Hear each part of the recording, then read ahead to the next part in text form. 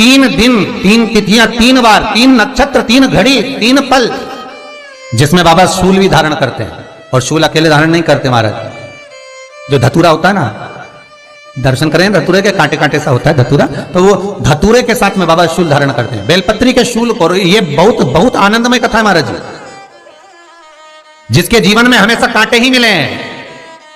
बेटी बड़ी हुई तो घर में मायके में दुख देखा, और मायके से गई ससुराल में तो ससुराल में दुख देखा। ससुराल में भी दुख देखने के बाद में भी पति को बहुत कुछ काम खुलवाया, बहुत धंधे खुलवाए, नौकरी लगवाई, पर वो पति बार बार छोड़ कर आ गया, बार बार तकलीफ भोग रहा है, बार बार कष्ट भोग रहा है। फिर थोड़े दिन काम करता है, थोड़े दिन छूट जाता है, फिर व्यापार में बढ़ता है, फिर छूट जाता है, फिर कोई दुकान खुल गई, थोड़े दिन अच्छी चली, फिर वापस वहीं घर पर आकर बैठ गया। अर्थात उसके जीवन में वो शूलता चल रही है। तो बाबा देवाधिदेव महादेव कहते हैं, ये 3 घड़ी 3 पल 3 नक्षत्र 3 समय 3 दिन में जो शूल मुझे समर्पित करता है, उसके जीवन से मैं शूल हटा देता हूं। वो 3 दिन लिखे स्कंद पुराण में।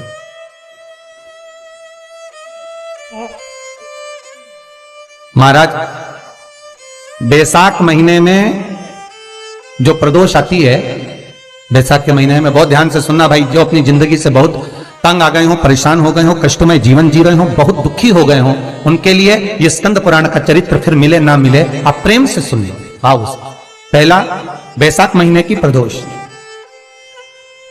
चाहे वो शनिचरी प्रदोष हो, चाहे रविवार की हो, सोमवार की हो, मंगल की हो, बुधवार की हो, गुरुवार की हो, शुक्रवार की हो, शनिवार की हो, कोई भी वार की हो, पर बैसाख महीने की प्रदोष, प्रदोष काल में शाम का समय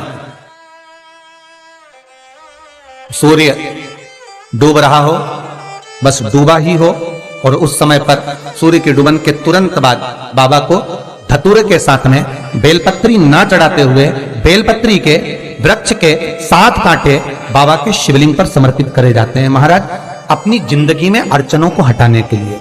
फिर आप जिस व्यापार में उतरे, जिस व्यवसाय में उतरे, जिस नौकरी में उतरे, आप दिल से करें, आपको तरक्की मिलेगी। आप हार नहीं सकते, नीचे नहीं आ सकते, उन्नति पर ही चढ़ेंगे। एक वैशाख मास की प्रदोष, दूसरा शिवरात्रि के दिन मध्याह्न का समय। महाराज जो बड़ी शिवरात्रि होती है माघ की, बड़ी शिवरात्रि के अंतर्गत मध्याह्न का समय, दोपहर के ठीक 12 बजे,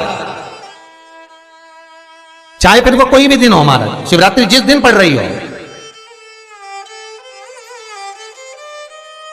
उस दिन भी धतूरे के साथ बाबा को 7 कांटे बेलपत्री के वृक्ष के समर्पित होते हैं महाराज। इसमें आप ये वाले जो कांटे हैं, जो शिवरात्रि के दोपहर 12 बजे वाले हैं, अगर कोई मदिरा पीने वाला हो, व्यसन में डूबने वाला हो, कोई जुआ खेलने वाला हो, कोई गलत वैश्यावृत्ति करने वाला, या अपने मार्ग से विचलित कोई व्यक्ति है, उसके लिए भी ये कांटे बहुत काम आते हैं महाराज। दूसरा, पार्वती तेरे द्वारा तेरे नयन अश्रु से जो प्रगटा हुआ बेल का वृक्ष है, द्वितीय शूल मैं वहां धारण करता हूं। तृतीय शूल, तीसरा शूल जो वर्णन करा गया महाराज, भगवान श्रावण के महीने में जो भी दूसरा सोमवार पड़े, जो भी पड़े, श्रावण के महीने का जो दूसरा सोमवार होता है, उस दूसरे सोमवार में रात्रि के समय पर, अर्थात शास्त्र अब घड़ी और पल का स्मरण करेंगे तो रात्रि के बजेंगे 10 से 12 बजे महाराज, 10 से 12 के बीच में धतूरे के साथ बाबा को शूल समर्पित होता है महाराज। ये भी हमारी बाधाओं को, हमारी तकलीफों को, व्यापार व्यवसाय के लिए, नौकरी सर्विस के लिए, बहुत सारे एग्जाम में आप बैठ लिए, गवर्नमेंट एग्जाम के लिए बैठ लिए, नहीं हो रहा, ये 3 बार मेरे शंकर को बेलपत्री के वृक्ष के शूल समर्पित होते हैं, उसका आनंद पाना और उससे अपने को सुख प्राप्त करना।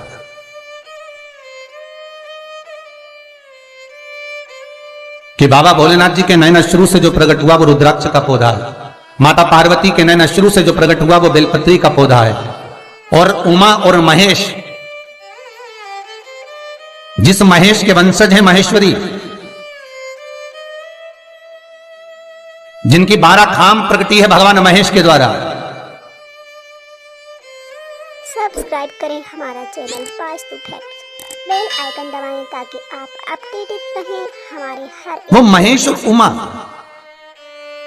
उमा और महेश का जो चरित्र है कि उमा और महेश का जब प्रागट्य हुआ, उमा और महेश जब दोनों आनंद में विभोर होकर जब चलते हैं और दोनों के बैठने से तप मुद्रा से जो पौधा उत्पन्न होता है वो शमी का पौधा। Channel Vastu facts bell icon दबाएं ताकि आप अपडेटेड रहें हमारे हर एक वीडियो से। शमी का पौधा।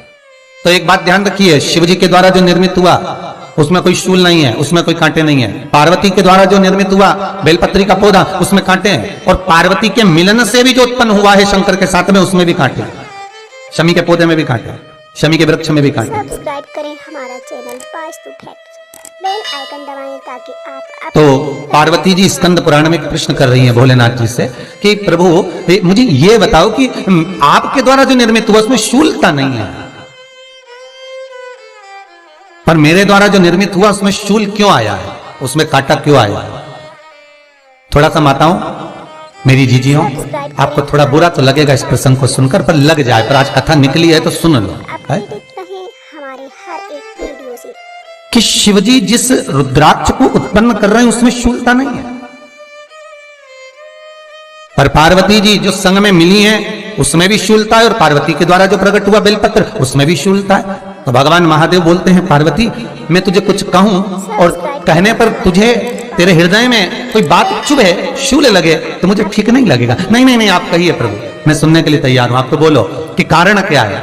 भगवान कहते हैं पार्वती बस अंतर इतना है, नारी का जो स्वभाव होता है, स्त्री का जो स्वभाव होता है, उसके हृदय में छोटी छोटी बात के शूल बहुत होते हैं।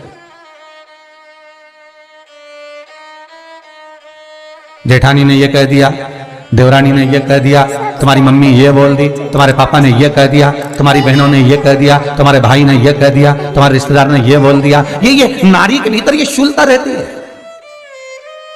तो पार्वती जी बोली कि जितना तप आपने करा उतना तप मैंने करा, और जितनी साधना आपने करी उतनी साधना मैंने करी, और जितना आराधना दिल से आपने करी उतनी आराधना दिल से मैंने करी, फिर इसमें शूलता कहां से आ गई? भगवान शिव बोले बस पार्वती बात इतनी सी है कि जब मैं आराधना करने बैठता हूं तो मेरी दृष्टि में सम्मुख में कुछ नहीं होता। जब मैं आराधना करने बैठता हूं तो मेरी दृष्टि में मेरे सम्मुख में कुछ नहीं होता कि कौन ने क्या करा है, कौन ने क्या बोला है, कौन क्या कर रहा है, उससे मुझे मतलब नहीं होता, उससे मुझे कोई मतलब नहीं। पर पार्वती जब तू आराधना करने भी बैठती है ना तो तेरी चित्त वृत्ति में कहीं ना कहीं किसी ना किसी रूप में कोई शूल आ ही जाता है।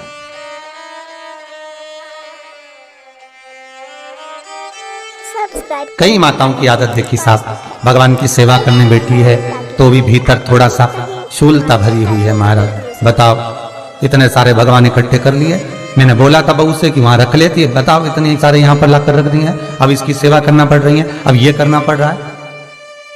प्रसाद लेने के लिए रसोई घर में गई, भगवान का भोग लगाने के लिए, तो उसमें भी शूलता आ गई। इतने घंटों से मैं सामान ढूंढ रही, फ्रिज में मिल ही नहीं रहा, मैंने रखे गई थी, भगवान जाने कहाँ चले गए।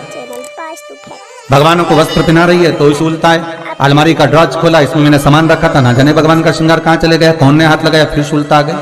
भोजन करने बैठे तो शूलता है, कोई कार्य के लिए जा रहे हो तो शूलता है। अर्थात कहीं ना कहीं नारी के जीवन में शूलता बनी हुई है। और पार्वती जब तुम भजन करो, तप करो, साधना करो, भक्ति करो, उसमें शूलता नहीं होना चाहिए।